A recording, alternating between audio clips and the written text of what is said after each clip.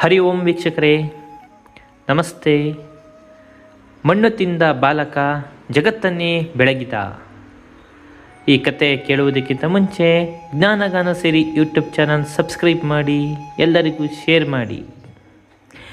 ಸಾವಿರಾರು ವರ್ಷಗಳಿಗೆ ಮೊದಲು ಮಥುರಾ ಪಟ್ಟಣದ ಕಾರಾಗೃಹದೊಳಗೆ ಒಂದು ಮಗು ಮುಟ್ಟಿತು. ಬೃಂದಾವನವೆಂಬ ಒಂದು ಗೊಲ್ಲರ ಹಳ್ಳಿಯಲ್ಲಿ ಅದು ಬೆಳೆಯಿತು. ಕೃಷ್ಣನ ಬಾಲಲೀಲೆಯೊಂದಿಗೆ ಅವನ ದೈವಿ ವ್ಯಕ್ತಿತ್ವವು ಪ್ರಕಟಗೊಂಡಿತು. ಗೋಪಿ ಪ್ರೇಮದ ಮೂಲಕ ಭಕ್ತಿ ಪ್ರೇಮ ಭಾವಗಳ ಮಹಾಪೂರವೇ ಹರಿಯಿತು. ಪಾಪ ಮುಗ್ಧ ತಾಯಿ ಯಶೋದೆ ಮಣ್ಣು ತಿನ್ನುತ್ತಿದ್ದ ಮಗುವನ್ನು ಬೆದರಿಸಿ, ಕಳ್ಳ, ಮಣ್ಣು ತಿಂದೆಯಾ, ಬಾಯಿ ತೆರೆ ಎಂದಾಗ ಅದು ಬಾಯಿ ತೆರೆದು ಇಡೀ ಬ್ರಹ್ಮಾಂಡವನ್ನೇ ಅಲ್ಲಿ ತೋರಿಸಿಬಿಡುವುದೇ? ಸಾಂಕೇತಿಕವಾಗಿ ನಡೆದ ಈ ಘಟನೆ ಮುಂದೆ ನಿಜವಾಯಿತು. ಪುಟ್ಟ ಕೃಷ್ಣ ಬೆಳೆದ. ಬೃಹತ್ತಾಗಿ ತನ್ನ ವ್ಯಕ್ತಿತ್ವವನ್ನು ಬೆಳೆಸುತ್ತಾ ಹೋದ. ವಿಶ್ವವ್ಯಾಪಿಯಾಗಿ ಬೆಳೆದ.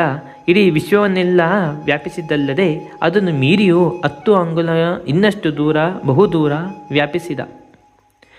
ಮಥುರೆಯ ರಾಜಕೀಯದಲ್ಲಿ ಏರುಪೇರಾಯಿತು. ದುಷ್ಟ ಕಂಸನನ್ನು ಕೊಂದ. ಅಲ್ಲಿ ಶಾಂತಿ ನೆಲೆಸುವಂತೆ ಮಾಡಿದ.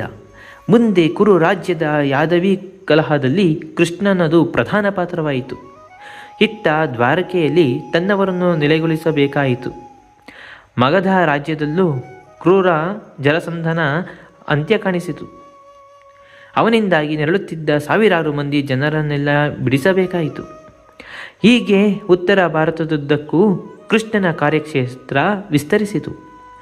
ಕೃಷ್ಣನ ಜೀವಿತ ಕಾಲದಲ್ಲೇ ಅವನು ದೇವರೆಂದು, ಅವತಾರ ಪುರುಷನೆಂದು, ಮಹಾಯೋಗಿ ಎಂದು, ಸಾಕ್ಷಾತ್ ಪರಬ್ರಹ್ಮನೆಂದು ಪೂಜಿಸಲ್ಪಟ್ಟ. ಅವನ ಕಾಲವಾದ ನಂತರ ಎಲ್ಲ ಎಲ್ಲೆಯನ್ನು ಮೀರಿ ಅವನ ದೈವತ್ವ ವ್ಯಾಪಿಸಿತು. ದಕ್ಷಿಣದ ತಿರುವನಂತಪುರದಿಂದ ಹಿಡಿದು ಉತ್ತರದ ಬದರಿನಾಥ, ನೇಪಾಳದವರೆಗೂ, ಪಶ್ಚಿಮದ ದ್ವಾರಕೆಯಿಂದ ಹಿಡಿದು ಪೂರ್ವದ ಮಣಿಪುರದವರೆಗೂ ಲೆಕ್ಕವಿಲ್ಲದಷ್ಟು ಕಡೆ ಅವನ ದೇವಾಲಯಗಳು ತುಂಬಿವೆ.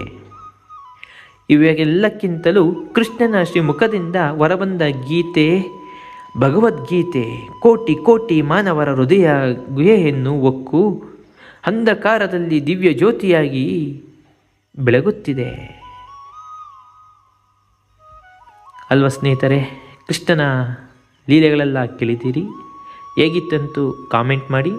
ಜ್ಞಾನಗಾನ ಸಿರಿ ಯೂಟ್ಯೂಬ್ ಚಾನಲ್ ಸಬ್ಸ್ಕ್ರೈಬ್ ಮಾಡಿ. ಧನ್ಯವಾದ. ಸರ್ವೇ ಜನ ಸುಖಿನೋ ಭವಂತು.